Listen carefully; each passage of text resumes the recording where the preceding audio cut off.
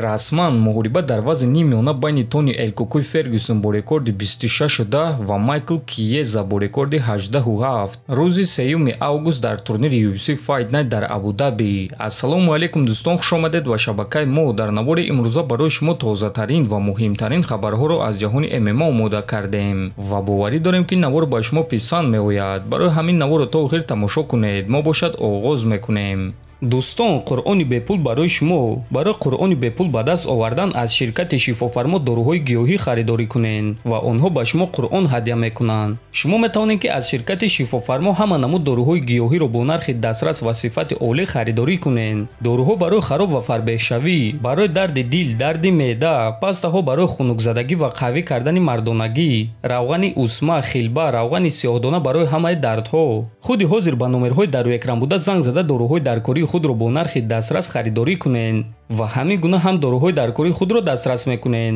ва ҳам соҳиби китоби қуръон мешавед. Топови ҷангвари вазни сабуки UFC Бенуа Сендени гуфт ки бо кадом ҷангварон ҷангидан мехост.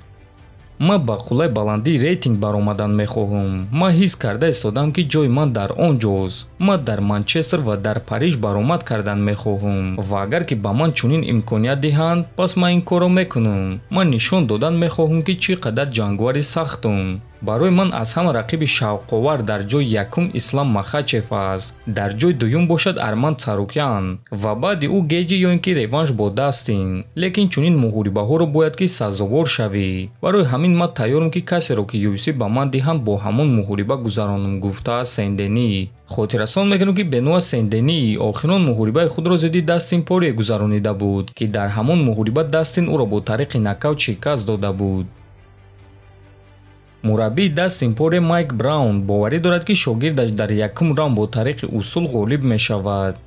Дастин гильотинаи худро дар тамринҳо истифода мебарад ва ӯ дар вақти муҳориба корҳои мехостагии худро мекунад. ман аллакай барои ин чизҳо одат кардагиам. агар ки Дастин Исламро бо тариқи гильотина шикаст диҳад, пас тамоми ҷаҳон дар ҳайрат мемонад. дар интернет таркиш мешавад. бисёр сценарияҳо ҳаст ки чӣ гуна ин муҳориба гузашта метавонад, лекин ҳозир ман мегӯям ки ин муҳориба чӣ гуна ба анҷом мерасад. дар 2 дақиқа ва 38 сонияи якум раунд баъди гильотина Ислам Махачев таслим мешавад, гуфтааст Браун. ва дӯстон, ман намедонам ки мураббии Дастин ин суханҳоро ҷиддӣ гуфт ё не, лекин ман фикр мекунам ки чунин ҷангварон ба монанди Махачев беҳуш мешаванд, аммо таслим намешаванд. шумо дӯстон оиди ин суханҳои мураббӣ чӣ фикр доред?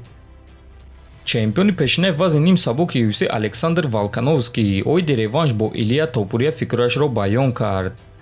ман дастовардҳои ӯро пас заданӣ нестам, чунки Илия ҷангвари хеле хуб аст, аммо биёед мебинем ки дар реванш чӣ гап мешавад, чунки ин дафъа шумо Волконовскии ҳақиқиро мебинед. биёед мебинем ки оё Топурия чунин Волконовскиро манъ карда метавонад ё не. аён аст ки ӯ зарбаҳои вазнин ва малакаҳои хуб дорад, аммо ман ӯро дар версияи беҳтарини худ санҷидан мехоҳам, гуфтааст Волк. бояд гуфт ки дар якум муҳориба Топурия Волконовскиро дар дуюм раунд бо тариқи нокаут шикаст дода буд ва акнун овозаҳо ҳаст ки то охири сол онҳо реванш гузаронида метавонанд. ба фикри шумо дӯстон, агар реванши онҳо баргузор гардад, кадоме аз онҳо ғолиб шуда метавонад? метавонед фикрҳои худро дар комментария нависед. ҳатман дар канали мо обуна шавед.